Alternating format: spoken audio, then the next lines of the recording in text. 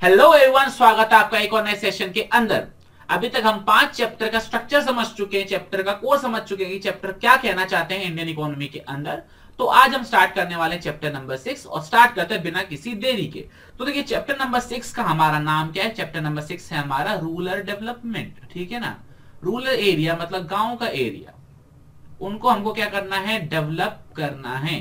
अब सर सबसे पहले एक सवाल आता है, सर क्यों डेवलप करना है? Why there is a need for developing rural area? Why should we develop the rural area? तो बेटा इसके दो सबसे बड़े कारण है। सबसे बड़ा जो कारण पहला है डिपेंडेंसी ऑन एग्रीकल्चर। ठीक है, कि हमारा जो एग्रीकल्चर, जो हमारे जो रूरल लोग हैं वो ज्यादातर मैक्सिमम किस पर डिपेंड करते हैं? एग्रीकल्चर पर डिपेंड करते हैं। और ये कह लो जो रूरल एरिया में जो पुअर है वो बहुत भयंकर पॉवर्टी लाइन के नीचे है। ठीक है, पुअर लोग बहुत हैं इन रूरल एरियाज। तो ये these are the two major reasons that why we want rural development. ये चीज समझ में आ गया कि हमको रूरल डेवलपमेंट क्यों चाहिए? बहुत बढ़िया बात। ठीक है, अब हम बात करने वाले हैं दूसरी बात, व्हाट इज रूरल डेवलपमेंट। ठीक है, व्हाट इज रूरल डेवलपमेंट? तो रूरल डेवलपमेंट की बुक में एक छोटी सी डेफिनेशन दे रखी है। वैसे हम जनरल वर्ड्स में बना सकते हैं, development of rural areas is known as what rural development. But यहाँ पे जो बुकिश डेफिनेशन है वो ये क्या बोला जा रहा है कि उन एरियाज को आप डेवलप करिए जो विलेज इकोनॉमी में पिछड़े हुए हैं। ठीक है, developing of those area which are lagging behind. ठीक है, तो उन एरिया को डेवलप करना ही हमारा रूरल डेवलपमेंट कहलाता है। क्या आपको ये चीज समझ में आ रही है?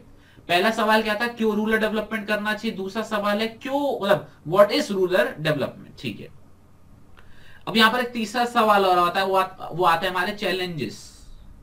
ठीक है, चैलेंजेस ऑफ रूरल डेवलपमेंट। जब रूरल डेवलपमेंट करना है तो इतना सिंपल है कि रूरल डेवलपमेंट करना, या हमारे सामने बहुत ज्यादा चैलेंजेस हैं इसके सामने। तो बिल्कुल बहुत सारे चैलेंजेस हैं हमारी आंखों के सामने जो हमको रूरल डेवलपमेंट करने में दिक्कत आ रही है। तो 5 रीजन है। ठीक है, कितने रीजन है बच्चों हमारे पास? 5 रीजन है कि रूरल डेवलपमेंट हमारे लिए थोड़ा सा मुश्किल होता जाता है। देखो सबसे पहला जो हमारा वो है, क्या कहते हैं, चैलेंज है, वो है ह्यूमन कैपिटल। हमको ह्यूमन कैपिटल को डेवलप करना है। और ह्यूमन कैपिटल के हमने सोर्सेज पिछले चैप्टर में पढ़ा था, हेल्थ, एजुकेशन, ट्रेनिंग, माइग्रेशन और इन्फॉर्मेशन। तो यहाँ पे बेसिकली दो की बात हो रही है, एजुकेशन की बात हो रही है और हेल्थ की बात हो रही है। ठीक है, HE he, male dominated society. ठीक है, HE की बात हो रही है यहाँ पे, हेल्थ और एजुकेशन की बात हो रही है। ह्यूमन कैपिटल को डेवलप करना is one of the first challenge. दूसरा जो हमारे लैंड रिफॉर्म्स के फेलियर हो गए थे उनको ठीक करना is the second challenge. Land reforms कि आज भी बहुत सारे पुअर फार्मर्स के पास या तो लैंड नहीं है या फिर वेस्ट लैंड है, तो वो भी इंप्रूव करना हमारा एक वन ऑफ द चैलेंज है। तीसरा आता है इंफ्रास्ट्रक्चर डेवलपमेंट। सर यहाँ पर इंफ्रास्ट्रक्चर से मतलब है आपके रोड्स, आपकी इरिगेशन फैसिलिटीज, आपकी क्रेडिट, आपकी मार्केटिंग, रेलवेज, वो सारी चीजें भी विलेजेस के अंदर अभी उतनी हद तक नहीं पहुंची है। तो infrastructure development is the third major challenge. ठीक है, फोर्थ है हमारा पॉवर्टी एलिवेशन। ठीक है, गरीबी से लोगों को बाहर निकालना is one of the major challenge of what rural development. और लास्ट हमारा डेवलपमेंट ऑफ प्रोडक्टिव रिसोर्सेज। जो भी हमारे पास रिसोर्सेज हैं, कहां पर, विलेज एरिया में रिसोर्सेज हैं, उनको डेवलप करना भी हमारे पास एक चैलेंज है। क्योंकि हमारी रिसोर्सेज वो वेस्ट हो जाती है, जैसे ट्यूबवेल्स हो गए वो वेस्ट होते हैं क्योंकि मशीन इंफ्रास्ट्रक्चर नहीं है कि पानी को निकाला जा सके। सनलाइट वहां पहुंचती है बहुत ज्यादा खेतों में, तो उस चीज को कैसे डेवलप किया जा सके। तो जो भी हमारे पास प्रोडक्टिव रिसोर्सेज है जिसका फायदा उठाया जा सकता है, उनको डेवलप कराना is one of the challenge of what rural development. I hope ये आपको चीज समझ में आ रही होगी। ओके, बिल्कुल सही। तो ये हमारे क्या है, 5 चैलेंजेस। अभी तक हमने क्या देखा, रूरल डेवलपमेंट क्यों करना जरूरी है, रूरल डेवलपमेंट होता क्या है, और रूरल डेवलपमेंट को करने में कौन कौन से चैलेंजेस हैं जो हम लोग फेस कर रहे हैं। आई होप ये चीज समझ में आ गई होगी। ठीक है, अब इसके बाद एक मेजर टॉपिक आता है क्रेडिट। क्या आता है मेजर टॉपिक हमारा? Credit in rural areas. और काफी बड़ा टॉपिक है, क्रेडिट इन रूरल एरियाज। इसके अंदर काफी सारे टॉपिक्स हैं जो हमको कवर करने हैं। सबसे पहले वाई, इंपॉर्टेंस क्या है, चीज की जरूरत क्या है। ठीक है, रूरल एरियाज में क्रेडिट की इंपॉर्टेंस क्या है। दूसरा फिर बात करेंगे कि हाँ भाई फॉर्मल क्रेडिट सिस्टम क्या है उधर। ठीक है, फॉर्मल क्रेडिट सिस्टम मतलब जो इंस्टीट्यूशंस वगैरह हैं और तीसरा बात करेंगे हम इनफॉर्मल के बारे में, ठीक है। इनफॉर्मल क्रेडिट सिस्टम्स क्या है हमारे पास वहां पर, और लास्ट में बात करेंगे कि क्या फायदा हो रहा है, क्या नुकसान हो रहा है इन चीजों से, ठीक है, रूरल बैंकिंग से। तो सबसे पहले बात करते हैं why it is important to avail credit facilities in rural areas. वहां पर रूरल एरियाज में क्रेडिट फैसिलिटीज करना रखना क्यों जरूरी है, तो 3-4 बातें हम ध्यान रखेंगे। सबसे पहला देखो, रूरल इकोनॉमी, दो कोई भी आप बिजनेस करते हो, कोई भी चीज काम करते हो तो उसमें कैपिटल लगानी पड़ती है, हाँ या ना, टाइम टू टाइम कैपिटल लगानी पड़ती है, बिल्कुल सही। तो पहली इंपॉर्टेंस क्या है, आपको वहां पर टाइम टू टाइम कैपिटल लगानी पड़ती है, ठीक है, कैपिटल रिक्वायरमेंट होती है टाइम टू टाइम, इसलिए वहां पर लोन की ज्यादा जरूरत होती है। दूसरा, वहां पे जेस्टेशन पीरियड बहुत ज्यादा होता है। अब सर ये जेस्टेशन पीरियड क्या होता है बेटा, देखो जेस्टेशन पीरियड का मतलब होता है कि आपने सीड्स आज बो कर दिए, लेकिन प्रोडक्टिविटी ऐसा तो है नहीं कल आ जाएगी, टाइम लगता है, 1 महीना 2 महीना लगता है। तो उस दौरान बाकी खर्चे भी होते हैं, पानी का खर्चा, फर्टिलाइजर का खर्चा, घर के खर्चे होते हैं, तो वो कहां से आएगा पैसा, तो वो चीज भी आता है, क्योंकि सारा पैसा तो इन्वेस्ट हो गया, तो इसलिए भी उनको पैसा चाहिए होता है। और तीसरी चीज जो यहाँ पर वो है मनी लेंडर्स। मनी लेंडर्स लूटपाट मचा रखी है इंटरेस्ट रेट के नाम पर, अकाउंट्स को मैनिपुलेट कर देते हैं, किसान हमेशा लोन के दबाव में ही रहता है, ठीक है। तो ये सारे कारणों की वजह से हमको क्रेडिट सिस्टम रूरल एरिया के अंदर लाना चाहिए। ये चीज समझ में आ गई आपको। तो these are the 3 major points which specify the importance of credit in rural development, ठीक है। दूसरी चीज यहां पर हम बात करते हैं फॉर्मल क्रेडिट सिस्टम के बारे में। तो सबसे पहले आपको पता होगा गवर्नमेंट ने यहां पर नाबार्ड बनाया था 1982 में। What is NABARD? NABARD is the apex institution of rural financing, जो देखता है ये कब बना था बच्चों, 1982 के अंदर बना था, बिल्कुल सही। अब इसके अंदर उन्होंने कुछ 3-4 चीजें बताई हैं कि फॉर्मल मैकेनिज्म, फॉर्मल मशीनरी जो हमारे रूरल डेवलपमेंट के अंदर क्या करती है, बिल्कुल सही आपने गेस किया, फाइनेंसिंग देती है। तो सबसे पहला आता है हमारे कमर्शियल बैंक्स, ठीक है, मैं सीबी लिख रहा हूं, CB stand for commercial bank. दूसरा हमारे रीजनल रूरल बैंक्स, ठीक है। तीसरा हमारा आते हैं cooperatives and land development banks, ठीक है, लैंड डेवलपमेंट बैंक्स। तो ये 3 टाइप के बैंक्स हैं जो हमारे फॉर्मल सिस्टम के अंदर आते हैं, ठीक है। पहला कमर्शियल बैंक्स, दूसरा रीजनल रूरल बैंक्स, और तीसरा हमारे cooperative and land development banks. I hope ये चीज आपको समझ में आ रही होगी। इसमें कुछ एक्सप्लेनेशन नहीं है, बस इन्होंने दे रखा है कि अभी फॉर्मल मैकेनिज्म में ऐसे काम करते हैं। अब बात आते हैं सर इनफॉर्मल में क्या आता है। तो इनफॉर्मल में हमने पढ़ रखा है माइक्रो क्रेडिट प्रोग्राम स्कीम, पढ़ा है ना हमने, माइक्रो क्रेडिट। माइक्रो क्रेडिट कौन से थे sir? Self help groups, SHG, self help groups, याद आया कुछ? बिल्कुल सही। अच्छा, इन्होंने सेल्फ हेल्प ग्रुप्स की इंपॉर्टेंस बताई है, सेल्फ हेल्प ग्रुप्स क्यों जरूरी है, ठीक है। तो 2-3 बातें दिमाग में रखना। सेल्फ हेल्प क्यों जरूरी है? सबसे पहले ये फॉर्मल सिस्टम का गैप खत्म कर देते हैं। वाई फॉर्मल के इनकी इंपॉर्टेंस क्यों है? माइक्रो क्रेडिट स्कीम की है, सेल्फ हेल्प ग्रुप्स की। पहला, जो फॉर्मल सिस्टम में जो गैप्स हैं उनको वो फुलफिल कर देते हैं। दूसरा, इन्होंने बोला है कि जो बिना security, without collateral, without security ये लोन दे देते हैं। याद आ रहा है कुछ बच्चों जो हमने पढ़ा था? विदाउट कोलेट्रल ये सिक्योरिटीज दे देते हैं। तीसरी चीज हमने क्या देखी थी, इसके अंदर मेंबर बनना हो तो बहुत मिनिमम कंट्रीब्यूशन लगता है, बहुत मिनिमम मेंबरशिप फीस लगती है, और आप इन सेल्फ हेल्प ग्रुप्स के क्या बन जाते हो, मेंबर बन जाते हो, ठीक है। फोर्थ जो इंपॉर्टेंस इन्होंने बताई है, इजी इंस्टॉलमेंट होता है, इजी रिपेमेंट होता है, और चीप रेट ऑफ इंटरेस्ट पे आपको लोन मिल जाता है, ठीक है, प्लस चीप रेट। मैं जो बोल रहा हूं आप उस पर ध्यान देना, लिखने पे ध्यान मत देना, जो मैं बोल रहा हूं आप उसको साथ साथ लिखते जाना है अगर पॉसिबल हो तो। अभी तक हमने 4 पॉइंट्स पढ़े, लास्ट में बताया तो यहाँ पे विमेन एम्पावरमेंट पे भी काम हो रहा होता है, इसके अंदर विमेन एम्पावरमेंट पे भी काम होता है, ये विमेन को अच्छा खासा लोन दे देते हैं। तो हमने इसकी 5 इंपॉर्टेंस पढ़ी, वाई सेल्फ हेल्प ग्रुप्स या why micro credit scheme are necessary in rural area. तो पहला हमने देखा ये फॉर्मल सिस्टम का गैप पूरा कर देते हैं। दूसरा हमने देखा विदाउट कोलेटरल सिक्योरिटीज हमको लोन दे देते हैं। तीसरा, सेल्फ हेल्प ग्रुप्स का अगर मेंबर बनना हो तो मिनिमम बहुत कम कंट्रीब्यूशन में आप मेंबर बन सकते हो। इसके अलावा चीप रेट ऑफ इंटरेस्ट पर आपको लोन मिल जाता है, प्लस इजी इंस्टॉलमेंट मिल जाती है रिपेमेंट करने की आपके कन्वीनियंस के अकॉर्डिंग। और लास्ट, यहाँ पर विमेन एम्पावरमेंट को भी फोकस करा जाता है। आई होप ये चीज आपको समझ में आ रही होगी जो अभी तक हमने बात करी है, ठीक है। अच्छा, अब बात करते हैं एक चीज और बारे में बात करेंगे इसी टॉपिक के अंदर कि रूरल फाइनेंसिंग, जो रूरल बैंकिंग हुई है, कितना उसके फायदे मिले, कितने उसके नुकसान हुए। तो रूरल बैंकिंग का हम क्या करने वाले हैं, क्रिटिकल अप्रेजल। ध्यान रखना, आपको हर चैप्टर के अंदर क्रिटिकल अप्रेजल मिल जाता है। रूरल बैंकिंग का क्रिटिकल अप्रेजल का मतलब होता है कि क्या इससे फायदे हुए और क्या इससे नुकसान हुए, ठीक है। तो सबसे पहले बात करते हैं बेनिफिट्स के।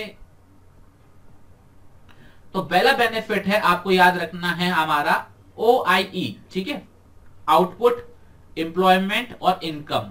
OIE, output, employment and income, ये इंक्रीज हो गए थे, ठीक है।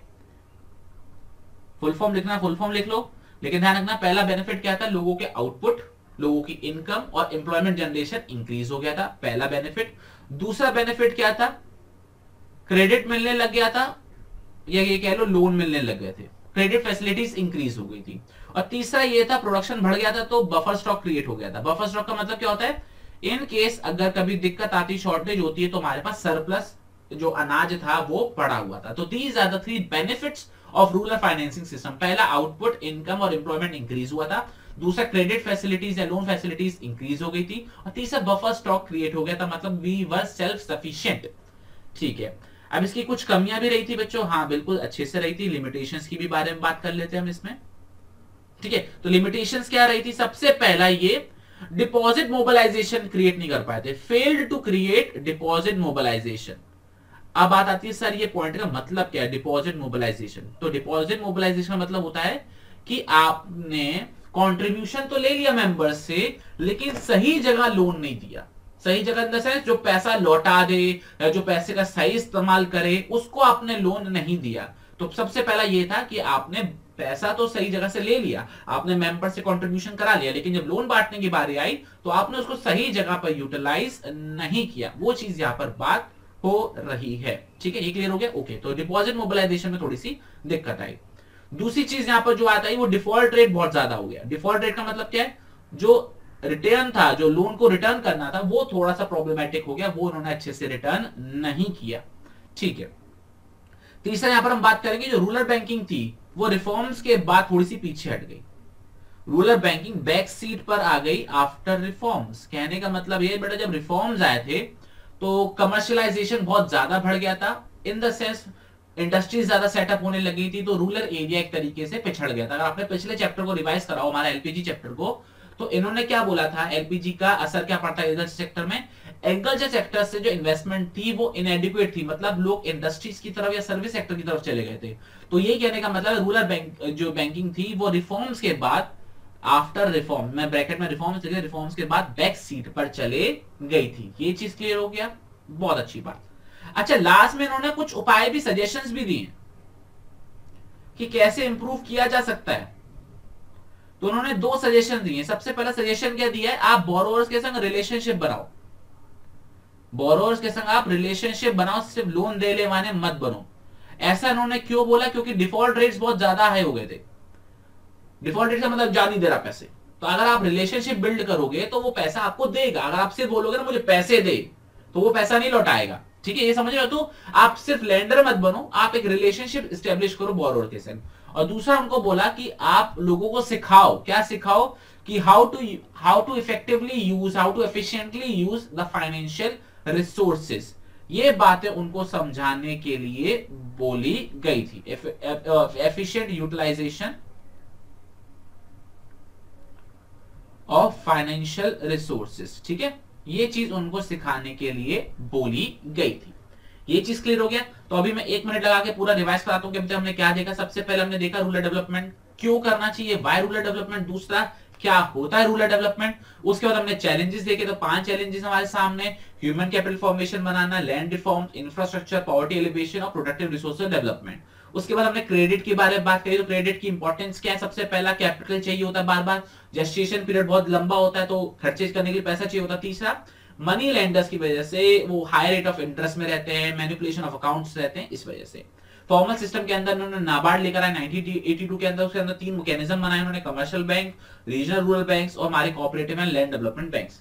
इनफॉर्मल के बारे में बात करी तो यहाँ पे उन्होंने माइक्रो क्रेडिट स्कीम या फिर सेल्फ हेल्प ग्रुप्स की बात करी है, और सेल्फ हेल्प ग्रुप्स के फायदे भी बता दिए उन्होंने, 5 बता दिए। गैप फिल करते हैं, विदाउट कोलेटरल लोन दे देते हैं, मिनिमम कॉन्ट्रीब्यूशन से मेंबर बन जाते हो, इजी इंस्टॉलमेंट में आपका रीपेमेंट हो जाता है, प्लस रेट ऑफ इंटरेस्ट लो रहते हैं, और लास्ट वुमेन एम्पावरमेंट पे भी काम करते हैं, ठीक है।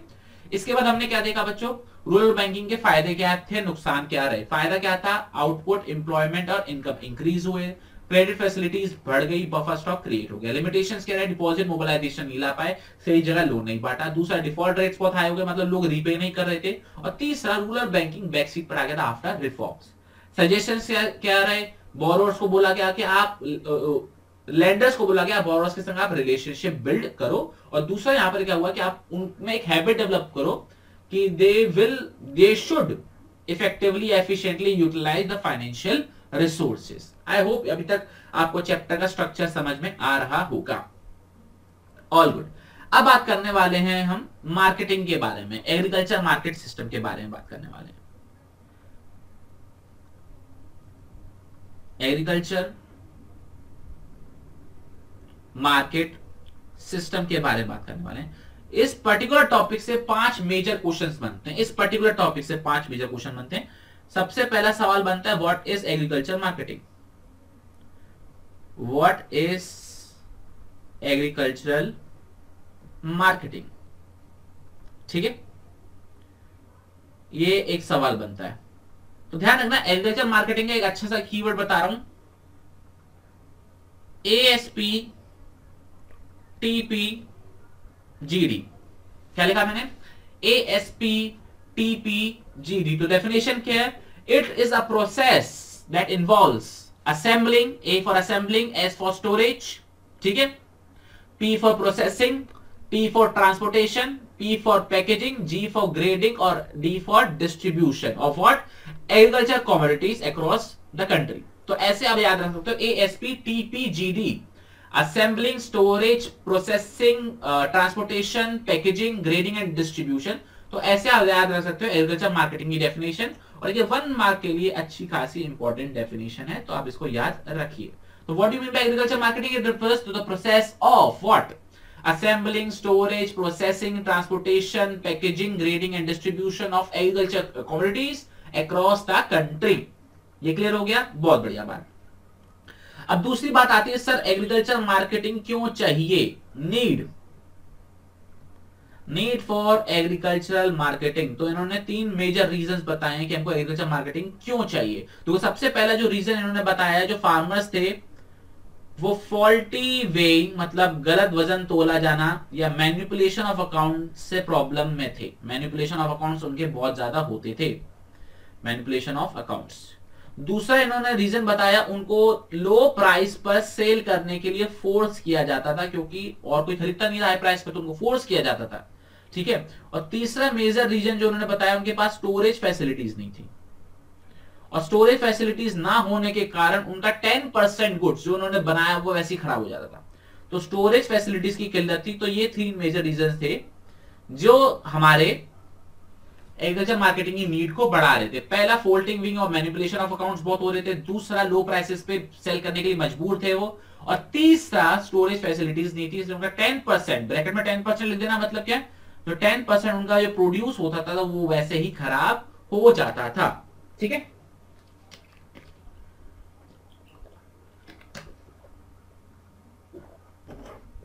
तो अब सवाल आता है, गवर्नमेंट ने कुछ किया क्या? तो हाँ, बिल्कुल किया। तो steps taken by government, steps taken by government. तो गवर्नमेंट ने 4 मेजर स्टेप्स यहां पर लिए। पहला स्टेप क्या लिया?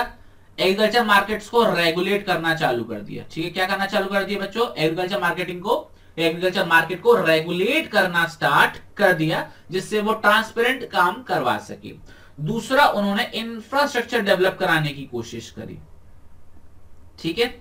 इंफ्रास्ट्रक्चर वही हमारा railways, road, warehouses, godown, जिससे स्टोरेज फैसिलिटीज की कोई दिक्कत ना हो। तीसरा, गवर्नमेंट ने कोऑपरेटिव मार्केटिंग स्टार्ट करवा दी, ठीक है। कोऑपरेटिव मार्केटिंग का मतलब क्या होता है कि सारे फार्मर्स मिलकर एक कम्युनिटी बनाएंगे और वो कम्युनिटी आगे जाके मार्केटिंग में बेचेगी। अमूल का एग्जांपल पता है ना, आनंद मिल्क यूनियन लिमिटेड। उन्होंने क्या किया? सारे फार्मर्स को जोड़ा, सब मिल्क को पूल किया और वो इकट्ठा प्रोसेस करके मार्केट में बेचने जाते थे। तो कोऑपरेटिव मार्केटिंग को उन्होंने एस्टेब्लिश किया, जिससे वो मार्केट में फेयर प्राइस चार्ज कर पाए, ठीक है। तो ये लो प्राइस की वजह से लेकर आया, ठीक है। स्टोरेज फैसिलिटीज यहां से लेकर आया। और लास्ट उन्होंने कुछ स्टेप्स उठाए, जैसे लो प्राइसेस पे सेल करना था तो मिनिमम सेलिंग प्राइस लेकर आ गए, ठीक है। डिस्ट्रीब्यूशन करना था, फूड डिस्ट्रीब्यूशन सिस्टम ले आए या फिर पीडीएस ले आए, ठीक है। इसके अलावा वो ले आए, क्या कहते हैं आपका, बफर स्टॉक क्रिएट करने की कोशिश करी तो सामान खरीदने की कोशिश हो रही थी, या कुछ चीज समझ में आया। तो ये 4 स्टेप्स गवर्नमेंट ने उठाए थे इसके अंदर। पहला, एग्रीकल्चर मार्केट को रेगुलेट करने की कोशिश करी जिससे ट्रांसपेरेंट काम हो सके। दूसरा, इंफ्रास्ट्रक्चर में इन्वेस्टमेंट करना चालू कर दिया। कोऑपरेटिव फार्मिंग अलाउ कर दी जिससे वो फेयर प्राइस चार्ज कर पाए। उसके अलावा एमएसपी, पीडीएस, ठीक है, पब्लिक डिस्ट्रीब्यूशन सिस्टम या फिर पीपल डिस्ट्रीब्यूशन सिस्टम या फिर बफर स्टॉक क्रिएट करना स्टार्ट कर दिया। तो गवर्नमेंट ने ये स्टेप्स उठाए थे। अच्छा, अब आता है गवर्नमेंट के स्टेप्स क्या फ्रूटफुल हुए? The answer is no, limitations रही। तो limitation of the steps taken by the government, जो गवर्नमेंट ने स्टेप्स उठाए उनकी लिमिटेशन। पहला, रेगुलेट करने की कोशिश करी थी, 27,000 मार्केट्स को अभी भी रेगुलेट करना रह गया था, ठीक है। इंफ्रास्ट्रक्चर में पैसा इन्वेस्ट किया था लेकिन इनएडिक्वेट था, जितनी डिमांड थी उस मुकाबले इनएडिक्वेट था। कोऑपरेटिव मार्केटिंग हुई थी, रिफॉर्म्स के बाद आपको पता ही है एग्रीकल्चर मार्केटिंग कितना पीछे हट गया था, ठीक है ना। ये चीज समझ में आ गई? क्यों आ गया था? क्योंकि कोई लिंक नहीं बन रहा था, लिंक नहीं बन रहा था फार्मर्स का मार्केट के संग, की कोई कोऑपरेटिव उनको साथ में जोड़ ले, ठीक है ना। प्रोसेसिंग नहीं हो पाती थी, इसके अलावा फाइनेंशियल मैनेजमेंट प्रॉपर नहीं हो पाता था, तो लिंक प्रॉपर नहीं था of farmers with the market, ठीक है, लिंक की प्रॉब्लम हो गई थी। और फोर्थ यहां पर उन्होंने बात बोली है कि गवर्नमेंट ने MSP, public distribution, buffer stock तो क्रिएट करने की कोशिश कर दी, लेकिन यहाँ पे प्राइवेट वो आ गए, हमारे प्राइवेट ट्रेडर्स आ गए। और आपको पता ही प्राइवेट ट्रेडर्स कितना ज्यादा मैनिपुलेशन करते हैं, कितना ज्यादा वो करते हैं, अपनी चलाने की कोशिश करते हैं। तो वो सारी चीजें यहां पर होने लग गई थी। तो ये चौथा क्वेश्चन है इस टॉपिक से, लिमिटेशंस। तो अभी तक हमने 4 पढ़ लिए कि एग्रीकल्चर मार्केटिंग होती क्या। तो मैंने बताया एएसपी, टीपीजीडी होता है। इसके अलावा नीड क्या वो बता दिया। गवर्नमेंट ने 4 स्टेप्स उठाए और चारों में कुछ ना कुछ कमी रह गई। और लास्ट आता है कि सर और कुछ है क्या, ऑल्टरनेटिव मार्केटिंग। क्या और कोई ऑल्टरनेटिव मार्केटिंग चैनल्स है हमारे पास? तो इन्होंने कहा कि हाँ, फार्मर्स के लिए कुछ ऑल्टरनेटिव मार्केटिंग चैनल्स भी हैं। तो उन्होंने 2 नाम बताए, एक बताया डायरेक्ट सेलिंग और दूसरा बताया इनडायरेक्ट सेलिंग। बच्चों यहाँ पर डायरेक्ट सेलिंग को नेटवर्क मार्केटिंग से कंफ्यूज मत कर देना। तो डायरेक्ट सेलिंग बताया और इनडायरेक्ट सेलिंग। डायरेक्ट सेलिंग का मतलब क्या होता है कि फार्मर्स खुद मंडी जाकर अपना सामान बेचकर आए, उसको बोला जाता है डायरेक्ट सेलिंग। और इनडायरेक्ट सेलिंग का मतलब क्या होता है, बीच में एक मीडिएटर आ जाता है बस। फॉर एग्जांपल जैसे कि कॉन्ट्रैक्ट फार्मिंग होती ना, जैसे बिग बाजार हो गया, इजी डे हो गया, या फिर जो भी बड़े बड़े मल्टीनेशनल स्टोर्स होते हैं, वो क्या करते हैं, फार्मर से कॉन्ट्रैक्ट कर लेते हैं और उनको बोलते हैं कि हम आपके मुंह मांगी प्राइस पर हम आपको पे आउट कर देंगे, आप हमारे लिए प्रोड्यूस कर दो। तो वो इनडायरेक्ट चैनल हो गया। तो एक बार आप बुक से रीड कर लेना। अच्छा, डायरेक्ट चैनल के अंदर मंडीज के कुछ नाम है, जो सब्जी मंडियां होती है ना, उनके कुछ नाम है, तो 1-2 नाम याद रख लेना, वो एग्जाम में 1 मार्क के लिए पूछे जा सकते हैं। आई होप अभी तक आपको चैप्टर का स्ट्रक्चर समझ में आना स्टार्ट हो गया होगा। तो एग्रीकल्चर मार्केटिंग के अंदर 5 मेजर क्वेश्चंस थे, ठीक है। अब आता हमारा चैप्टर का लास्ट टॉपिक, ठीक है, डाइवर्सिफिकेशन। ध्यान रखना इस चैप्टर से एक टॉपिक डिलीटेड है, वो है हमारा ऑर्गेनिक फार्मिंग, ठीक है। तो लास्ट टॉपिक है चैप्टर का, तो वो डिलीटेड है। तो हम लास्ट टॉपिक की बात कर रहे हैं, दैट इज व्हाट, डाइवर्सिफिकेशन।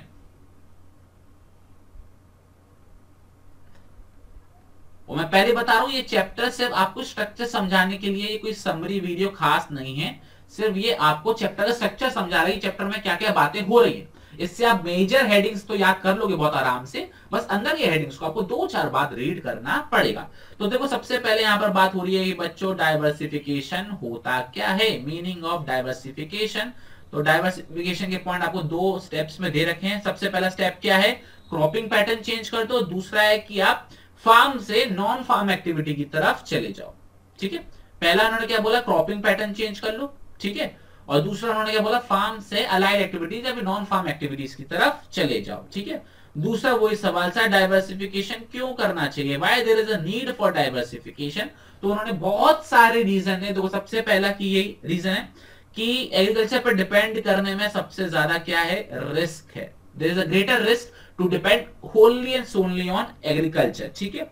दूसरा इन्होंने क्या बोला, राबी सीजन में तो काम आराम से हो जाता है और खारिफ सीजन में अच्छे से काम नहीं, सॉरी, खारिफ सीजन में अच्छे से काम हो जाता है, बट राबी सीजन में अच्छे से काम नहीं हो पाता। तो ये रीजन इन्होंने यहाँ पर स्पेसिफाई दिया। तो वहां पर क्या होता है, सीजनल अनएम्प्लॉयमेंट आ जाता है। खारिफ और राबी सीजन की बात हो गई।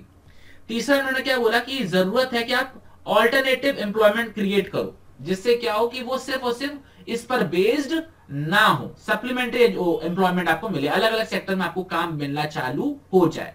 ठीक है, तो आप क्या करो, अलग अलग लेवल पर जाओगे, आपको इनकम इंक्रीज करनी है तो अलग अलग लेवल पर आप जाइए। ठीक है, और फोर्थ उन्होंने बेसिकली बात करी किसके बारे में कि एग्रीकल्चर ऑलरेडी ओवर क्राउडेड है, तो देयर इज अ नीड कि आप डाइवर्सिफाई करो, किसी और सेक्टर के अंदर जाओ। ये चीज क्लियर हो गया, बहुत बढ़िया बात। तो ये इन्होंने कुछ नीड्स बताई हैं, आई होप आपको समझ में आ रही होगी स्ट्रक्चर। आप एक बार बुक से इस पर्टिकुलर टॉपिक को आप देख लेना। अब इन्होंने 3 मेजर चीजें बताई हैं जहां पर आप क्या कर सकते हो, डाइवर्सिफाई कर सकते हो। ठीक है, पहला इन्होंने बताया एनिमल हस्बेंड्री बताया। ठीक है, दूसरा इन्होंने बताया फिशरीज के बारे में, और तीसरा इन्होंने बताया हॉर्टिकल्चर के बारे में। ठीक है, ये चीज समझ में आ गया। और लास्ट इन्होंने एक चीज और बोली थी, आप आईटी का रोल और प्ले कर सकते हो। ये इंपॉर्टेंट क्वेश्चन है, आईटी का रोल, इंफॉर्मेशन टेक्नोलॉजी का रोल भी प्ले किया जा सकता है। ठीक है, गवर्नमेंट यूज कर सकती है आईटी।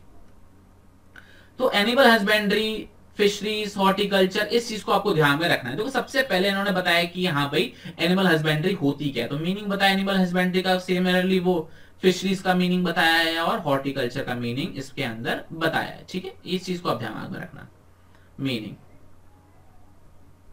अच्छा, एनिमल हस्बेंड्री के अंदर ऑपरेशन फ्लड के बारे में बात हुई, याद आ रहा? ऑपरेशन फ्लड का मतलब मिल्क को पूल किया था, सब कुछ काम हो गया था। ठीक है, व्हाइट रेवोल्यूशन भी कहते हैं ऑपरेशन फ्लड को। और हॉर्टिकल्चर के अंदर गोल्डन रेवोल्यूशन की बात करी गई है।